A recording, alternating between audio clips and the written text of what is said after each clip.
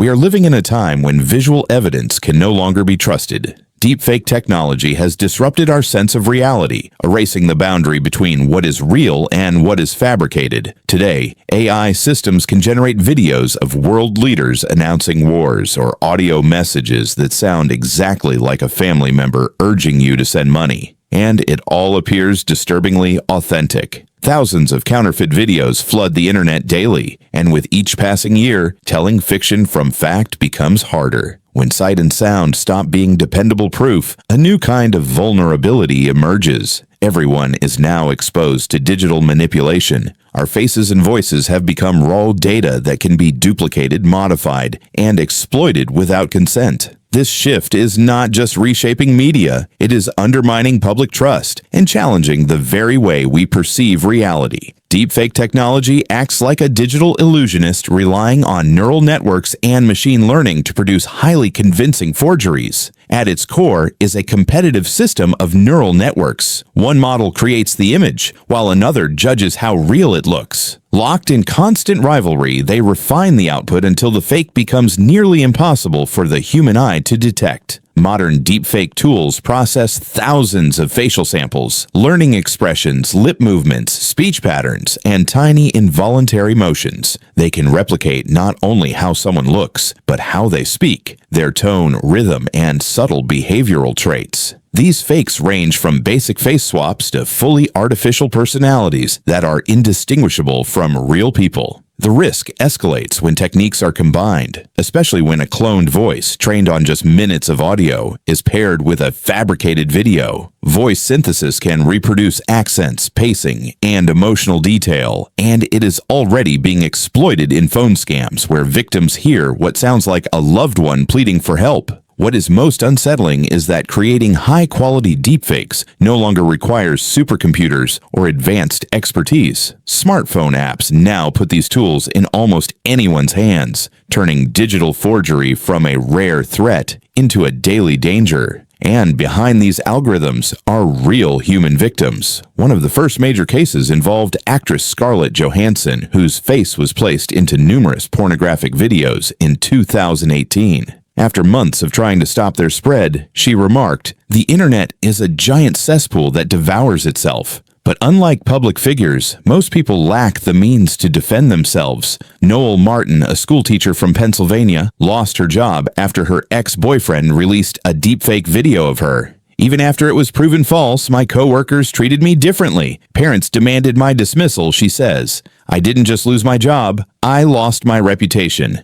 The emotional impact mirrors real-world abuse. 75% of victims report anxiety and 60% suffer from depression. The case of John Lee in Singapore shows how deepfakes can destroy families as well as careers. A fabricated video of him confessing to financial crimes led to his arrest and divorce, even though his innocence was later confirmed. Technology has advanced faster than our ability to grasp its consequences, explains psychologist Emily Wang, who specializes in digital trauma. Teenagers are especially at risk. The case of 15-year-old Sophia from Toronto, whose classmates used her face in degrading fake content, ended with her attempting suicide. Deepfake technology has introduced a new kind of digital abuse, stripping victims of control over their own identity. Politics has always relied on manipulation, but deepfakes have escalated information warfare to unprecedented levels. In 2019, a video circulated online showing Barack Obama calling Donald Trump a complete moron. It attracted millions of views before being exposed as a fabrication. That same year in India, an election campaign was shaken by a fake video in which a prime ministerial candidate appeared to admit involvement in corruption. Although the forgery was later uncovered, public perception had already shifted, and the candidate lost roughly 8% of the vote.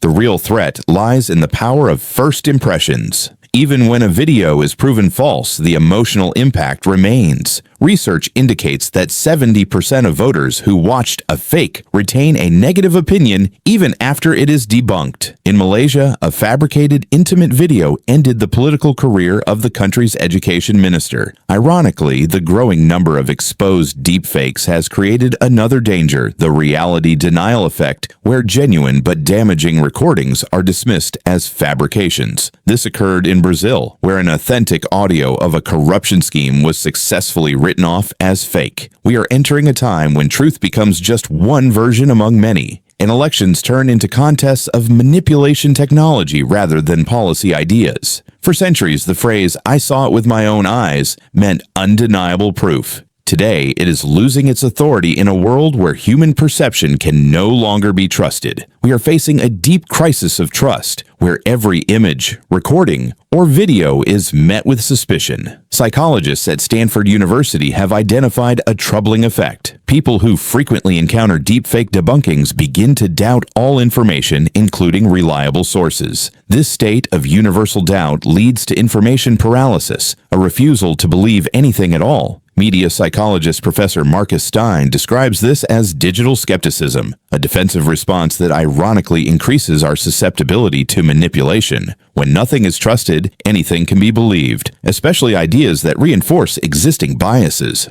Studies show that after viewing a debunked deepfake, 72% of people begin to question the authenticity of other videos on the same subject. Society fragments into isolated information bubbles, where truth is defined solely by agreement with prior beliefs. We are drifting back toward tribal thinking, where trust exists only within a narrow in-group. The bitter irony is that tools meant to unite the world are instead erecting new divides, walls of mistrust that are harder to cross than physical borders. Who are we? And where does our real identity end while the digital double begins? In the era of deepfakes, these are no longer abstract questions. When your face and voice can exist independently of you, the idea of identity must be reconsidered. We have long treated our image as inseparable from who we are, but technology is severing that bond, reducing personality to editable data that can be copied without consent. Digital media ethics professor Janet Kovacs describes this as the 21st century's split identity. It is a condition in which a person lives both physically and through autonomous digital doubles. Control over one's own image is becoming a basic human right, comparable to life and freedom, yet legal systems around the world are failing to keep pace with technological change. Who owns your digital likeness?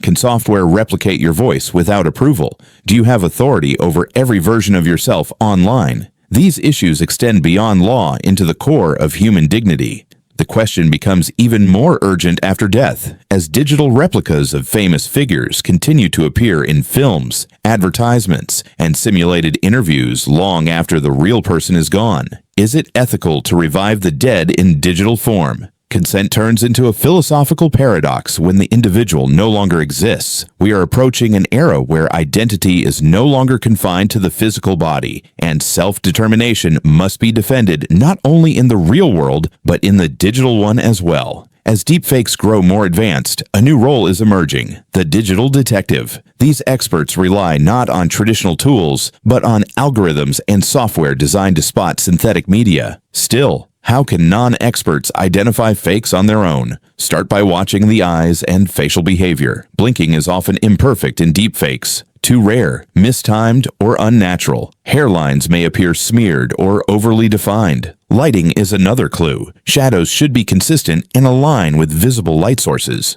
Other warning signs include compression artifacts near the face, unnatural shifts in skin tone, or odd distortions when the head moves. Interactions with objects like hands or microphones crossing the face are especially revealing, as deepfake systems often break down in these moments. For deeper analysis, specialized tools are available. Deepware Scanner evaluates video content and estimates the likelihood of manipulation. Microsoft Video Authenticator identifies overlay edges and texture inconsistencies. Sensity AI provides a free online detection tool accessible to the public, but technology alone is not enough. Critical thinking remains essential. Examine where the video came from, the context in which it appeared, and whether it aligns with other reliable sources. If the content triggers a strong emotional reaction or seems perfectly timed, skepticism is warranted. In the digital era, everyone is forced to become an investigator, constantly verifying what they see and hear. This new form of literacy is quickly becoming a survival skill in the information landscape.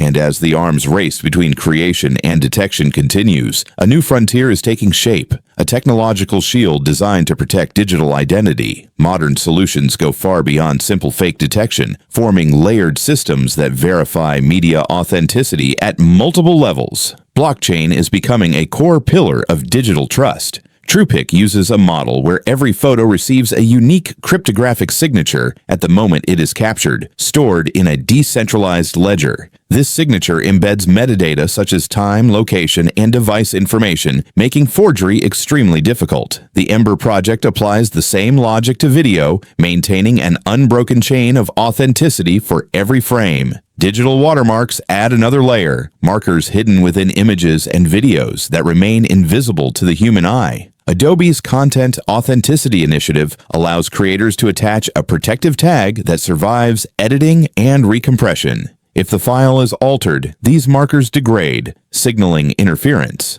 Cryptographic verification is advancing further through hardware-based solutions. Canon has introduced cameras equipped with built-in cryptographic chips that generate a secure signature for each image. Microsoft is rolling out its secure media pipeline within Windows, enabling media verification at the operating system level. Biometric indicators are emerging as one of the most promising defenses. LiveSign technology examines subtle facial micromovements, blood flow beneath the skin, and other physiological signals that current algorithms cannot convincingly replicate. Every living person carries a distinct biometric pattern that remains beyond precise imitation. As always, law trails behind innovation, and deepfakes are no exception. We are navigating a legal labyrinth where outdated frameworks fail to address modern threats. In the United States, the first federal law aimed at deepfakes appeared only in 2019. The Deepfakes Accountability Act mandated labeling of synthetic media, yet its enforcement remains vague. California took a stronger stance by prohibiting the spread of fake political videos within 60 days of an election,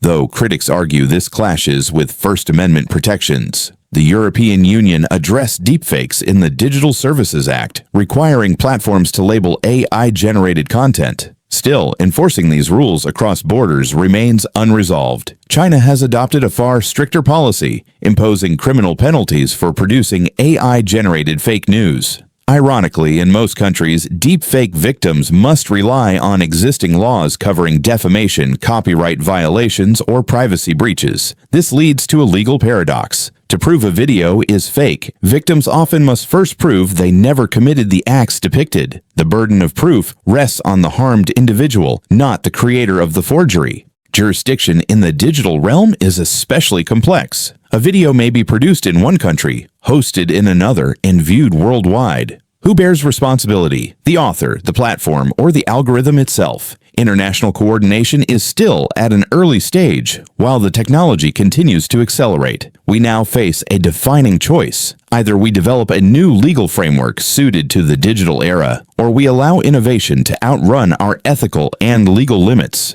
Art has always tested boundaries, but deepfake technology presents an ethical challenge unlike anything before. When director Denis Villeneuve used a digitally recreated version of Anthony Bourdain's voice in a documentary, the reaction was sharply divided. Some viewed it as a respectful homage, while others condemned it as digital profanation. This raises a critical question: where does artistic freedom end and the exploitation of someone's likeness begin? The use of images of deceased celebrities makes this dilemma even more intense. When James Dean appeared in a new film 65 years after his death, outrage spread throughout the acting community. "We compete for roles with the living," said Chris Evans. "Now we're expected to compete with the dead as well." Digital revival forces us to confront issues of consent after death and personal dignity. Copyright law is also under pressure. If an AI generates a new song in the style of Bob Dylan, using his voice and signature techniques,